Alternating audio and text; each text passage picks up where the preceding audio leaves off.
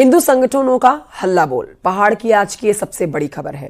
नैनीताल में आज हिंदू संगठनों ने प्रदर्शन के ऐलान के बाद शहर को छावनी में तब्दील कर दिया है। मस्जिद के आसपास सुरक्षा के इंतजाम बढ़ा दिए गए। शहर के चाक चौबंद जो सुरक्षा की व्यवस्थाएं बढ़ी हैं, वो यहाँ के सभी धार्मिक स्थलों की बढ़ गई है। चौक चौराहों पर सुरक्षा व्यवस्था बढ़ा दी गई है। जिले में आज पुलिस को हिंसा रोकने के लिए लगाया गया है। अन्य जिलों में भी फोर्स की तैनाती की गई है। वहीं आपको बताएं कि एसएसबी को नैनीताल की सड़कों पर तैनात किया गया है। पहली बार ऐसा हो रहा है कि नैनीताल में इतनी भारी सुरक्षा तैनाती देखी जा रही है। नैनीताल में इतनी भारी मात्रा में सुरक्षा बलों की तैनाती की गई है, ऐसा पहली बार हो रहा है। 12 बजे के बाद नैनीताल में हिंदू संगठन एकत्र होंगे। उसके बाद आरोपी उस्मान के खिलाफ कार्रवाई की मांग करेंगे। नैनीताल आने वाले सभी रास्ते जो हैं वो बंद कर दिए गए हैं। किसी को भी यहां से नैनीताल की तरफ आने नहीं दिया जा रहा है। वोट चालकों ने भी यहां आज नाव का संचालन बंद रख रखा है। हाईकोर्ट में भी इस मामले पर सुनवाई होनी है।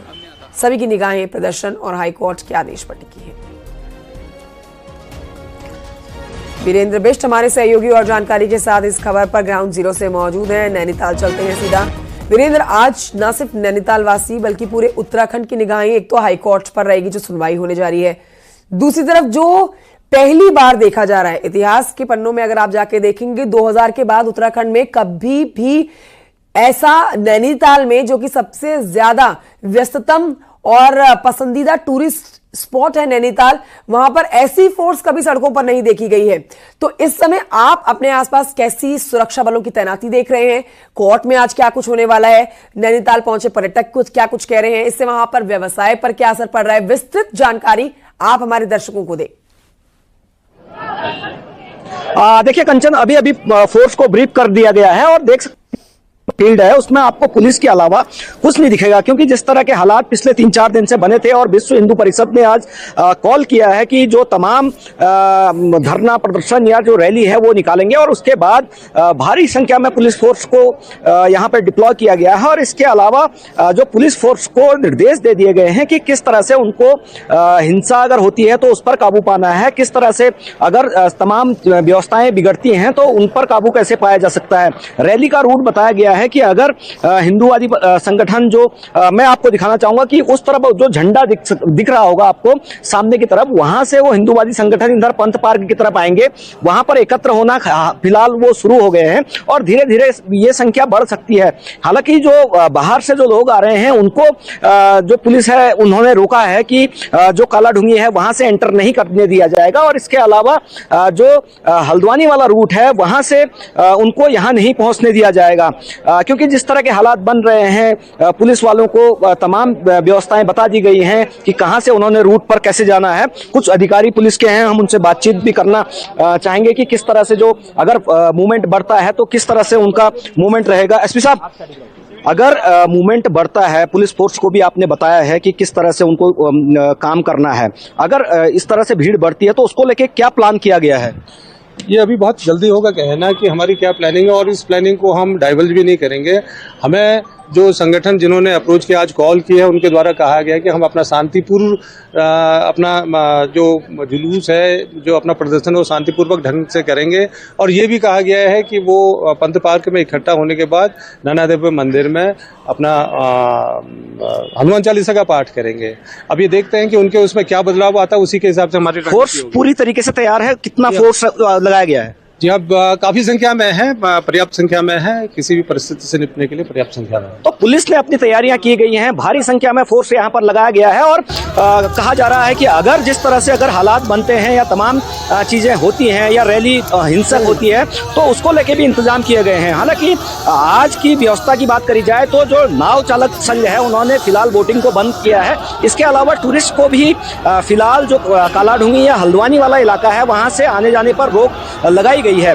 हालांकि प्रशासन शुरू से ही सुरक्षित टूरिज्म का दावे कर रहा था, लेकिन जिस तरह से विश्व हिंदू परिषद, बजरंग दल या तमाम जो हिंदूवादी संगठन हैं उन्होंने कॉल किया है कि आज जो नैनीताल है वहां पर एक बड़ा प्रदर्शन करेंगे और उसके बाद रैली निकालेंगे और मांग करेंगे कि जो आरोपी उस्मान है उसके खिलाफ सख्त से सख्त सजा हो, फास्ट ट्रैक कोर्ट में मुकदमा चले, उसका जो अवैध घर है उसको ध्वस्त किया जाए या उसके जो परिवार के लोग हैं उन सारे लोगों की भी जांच हो। तो इन सारी चीज़ों को लेके भी जो विश्व हिंदू परिषद है वो मांग कर रहा है। और इसके अलावा जो डेमोग्राफी चेंज हुआ है, हालांकि आंदोलन शुरू तो जो नाबालिग से रेप की घटना है वहां से शुरू हुआ था, लेकिन डेमोग्राफी चेंज की तरफ बढ़ा है, तो कहीं ना कहीं आने वाले दिन भी भारी पड़ सकते हैं। लेकिन आज का दिन उत्तराखंड हाई कोर्ट में भी इसी मामले पर सुनवाई होनी है।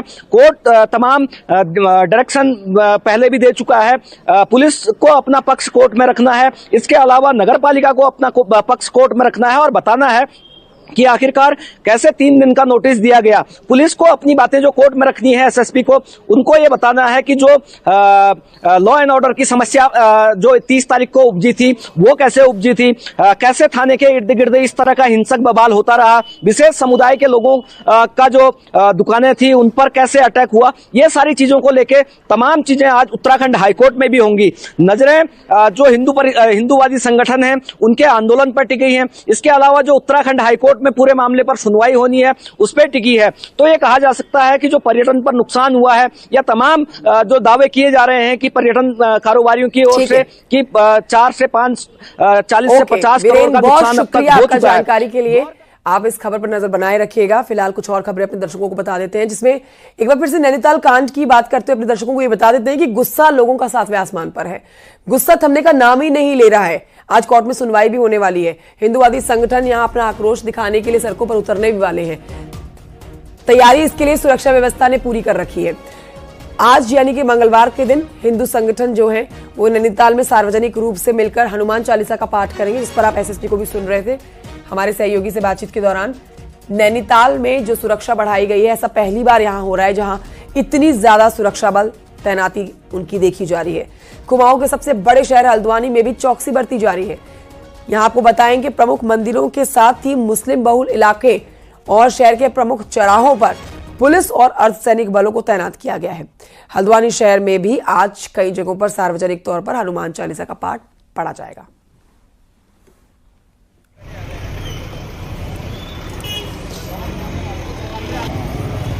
नाबालिग से रेप के आरोपी उस्मान को मुस्लिम समुदाय ने बिरादरी से बेदखल कर दिया है। आपको बता देते हैं कि ऐलान किया गया है मुस्लिम समुदाय की तरफ से कि कोई भी दुख सुख के समय में उस्मान के साथ नहीं खड़ा होगा। कल यानी कि सोमवार को शहर के मुस्लिम लोग जो हैं वो एकत्र होते हैं और एक स्वर में कहते हैं कि उस्मान को फांसी की सजा दी जानी चाहिए, उस पर मुकदमा चलना चाहिए और फास्ट ट्रैक कोर्ट में इसकी सुनवाई होनी चाहिए ताकि उस्मान को उसके गुनाहों की सजा जल्द से जल्द मिल सके। जो ऐलान है बेदखली, एक आदमी के अंदर एहसास पैदा हो कि मुझसे गलती हुई है और गुनाह हुआ है, गुनाह है, ये बहुत बड़ा गुनाह, और उसको एहसास दिलाने के लिए जब हमारी कम्युनिटी उन्हें बॉयकॉट करेगी, यानी हमारे फंक्शंस में, हमारे शादी ब्याह में हम किसी चीज़ में इनवाइट नहीं करेंगे उन्हें।